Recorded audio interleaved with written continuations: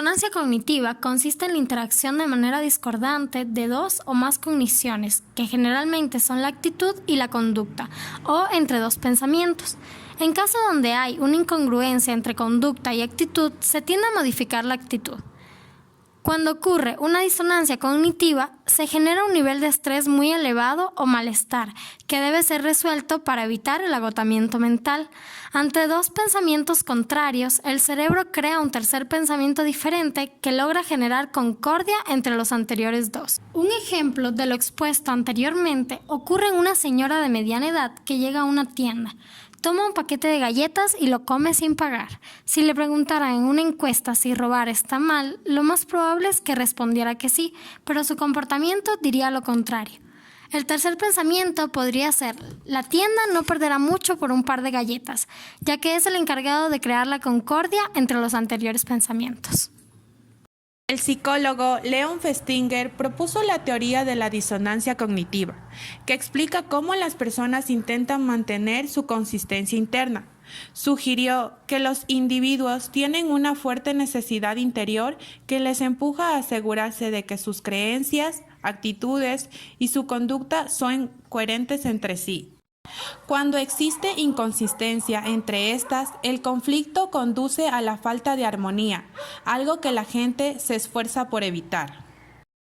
Elliot Aronson, nacido el 9 de enero de 1932.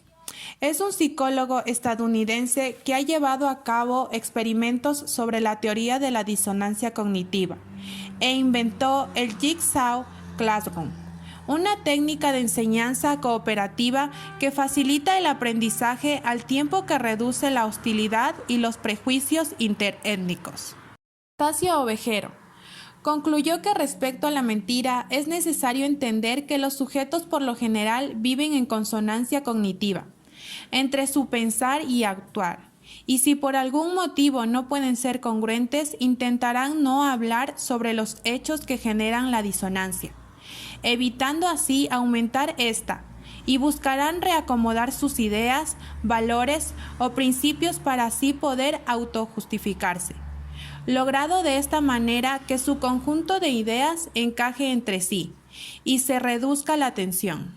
Carol Tabris, nacida el 17 de septiembre de 1944, es una psicóloga social. Según Tabris y Aronson, la disonancia cognitiva nos permite justificar nuestros errores y daños, evitando que seamos conscientes de que incluso cometimos alguno, y por lo tanto nos permite vivir con nosotros mismos. Por otro lado, Fritz Heider, que formula la teoría del balance, se refiere a la tendencia que existe entre los seres humanos para establecer relaciones equilibradas o balanceadas con otros seres humanos, con otros objetos o con ambos. En la medida en que las relaciones sean no balanceadas, aparecerá una disonancia cognitiva en el sujeto, lo que desencadena un desequilibrio que produce un estado motivacional. El sujeto tiende a comportarse de un modo que minimice la inconsistencia interna entre sus relaciones interpersonales, entre sus cogniciones intrapersonales y entre sus creencias, sus sentimientos y sus acciones. Otro autor que aportó a este campo es Merrill Carl-Smith, que fue un psicólogo estadounidense conocido por su colaboración con Leon Festinger y Elliot Aronson en la creación y desarrollo de la teoría de la disonancia cognitiva en 1957. Junto con Festinger, diseñaron un experimento para probar que si tenemos poca motivación extrínseca para justificar un comportamiento que va en contra de nuestras actitudes o creencias, tendemos a cambiar de opinión para racionalizar nuestras acciones. Aporte clínico. A pesar de que la disonancia cognitiva es una teoría que destaca por su enfoque en el ámbito social, ocupa un pilar fundamental en las técnicas específicas de la terapia cognitiva. Un ejemplo clínico de esto es cuando una persona sufre un trastorno psiquiátrico con la depresión. Gracias a la disonancia cognitiva se puede influir en la cognición de los pacientes para poder producir los cambios emocionales y de conducta en el individuo. El proceso consiste en que, si el estado emocional del sujeto no corresponde a la manera en que está pensando, la técnica se encargará de hacer dudar a los pacientes de sus pensamientos y creencias disfuncionales. De esta forma, a medida que las creencias del paciente se vuelvan más incongruentes para él, se llega a provocar una disonancia cognitiva y el pensamiento se vuelve más flexible y más adaptativo a la persona. Como se ha establecido con anterioridad, en la disonancia cognitiva participan varios procesos cognitivos. Estos pueden ser la memoria, la actitud, la atención y la conducta. En el aspecto cognitivo, la actitud se evidencia como una expectativa predictiva de la conducta hacia un objeto. Otro componente cognitivo, que si bien no se manifiesta de manera tan evidente, pero que funciona a modo de moderador del proceso de disonancia cognitivo, es la atención.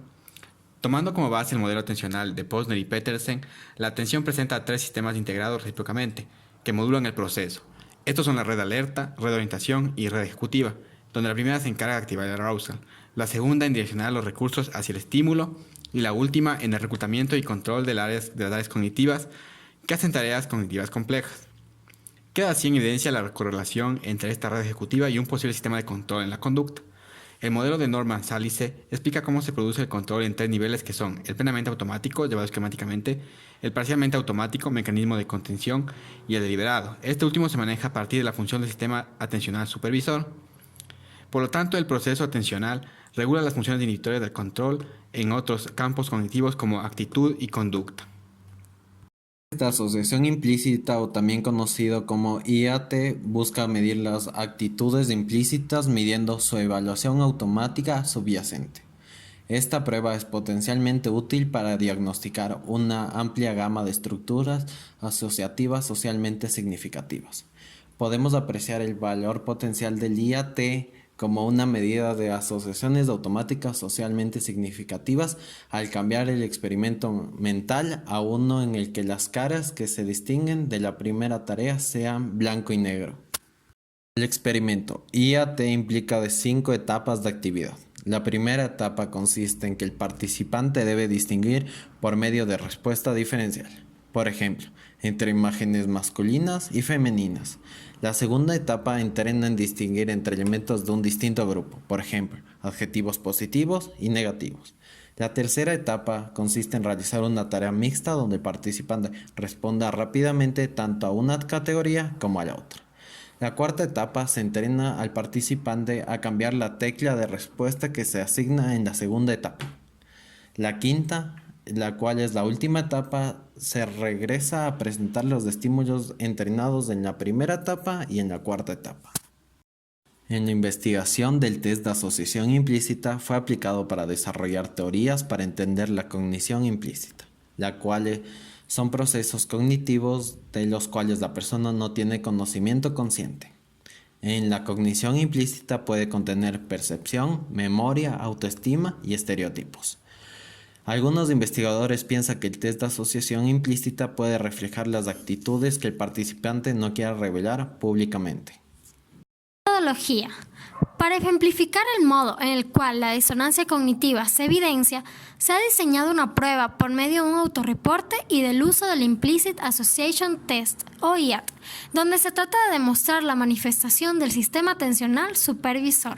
El IAT es el mecanismo por el cual se trata de controlar la aparición de la disonancia cognitiva. El que se seleccionó fue el de sesgo racial. Esto responde sencillamente a una cuestión de accesibilidad. En primer lugar, se usó un autorreporte de 5 preguntas para medir el grado de percepción personal que tiene la persona respecto a sus propios sesgos raciales. Después se procedió con la ejecución de la IAT, el cual consiste en asociar un estímulo visual, imagen, a una palabra positiva o negativa, según el estímulo que se muestra en la pantalla.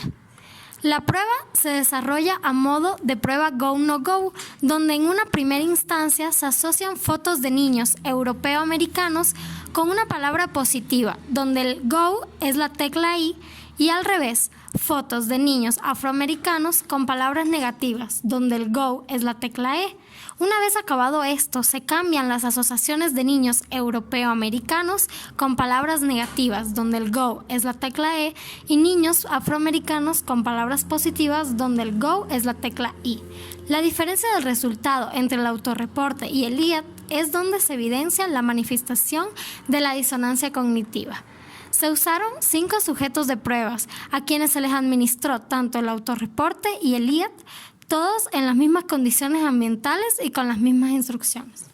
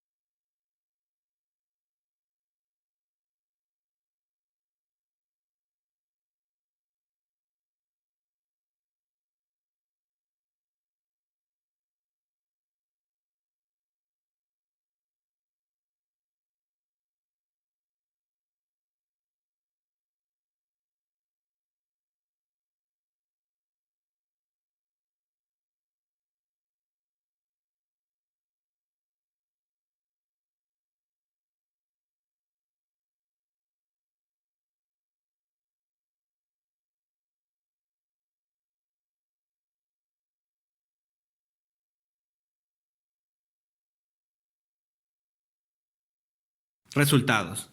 En cuanto al autorreporte, los 5 sujetos reportaron personalmente no poseer ningún sesgo racial.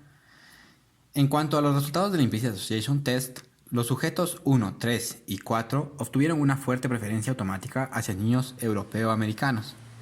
Los sujetos 2 y 5 obtuvieron poco o nada de preferencia ni a niños europeo-americanos ni a niños afroamericanos. Sin embargo, es de notar que los sujetos 1, 3 y 4 terminaron la prueba en una menor cantidad de tiempo respecto a los sujetos 2 y 5. Conclusión. En relación con los resultados de los autorreportes, son consistentes con los estándares de la tendencia en la sociedad, especialmente en población joven. El autoconcebirse como una persona sin sesgos raciales es una cualidad adaptativa para estar en armonía social. Sin embargo, con los resultados del Implicit Association Test, Se muestra que en 3 de 5 casos sí hubo una parcialidad racial que responde a los modelos automáticos esquemáticos de respuesta. Los casos restantes, donde no se evidenció una parcialidad racial, sin embargo hubo un mayor tiempo de respuesta en comparación a los 3 casos donde hubo parcialidad. Este mayor tiempo de respuesta puede señalar la activación de sistemas complementarios de orden superior para controlar respuestas. En concreto, puede deberse a la interferencia del sistema atencional supervisor. En suma, los procesos donde se manifiesta la disonancia cognitiva se debe a la expresión de actitudes implícitas que son esquemáticas. Para controlar la disonancia cognitiva, hace falta un esfuerzo de control extra. Limitaciones. Dentro de las limitaciones de este estudio se resalta la carencia de muestra. Es de notar que el estudio no buscaba hacer generalizaciones estadísticas, sino tan solo mostrar el funcionamiento del proceso de disonancia cognitiva. Para futuras investigaciones se deben tomar muestras más significativas.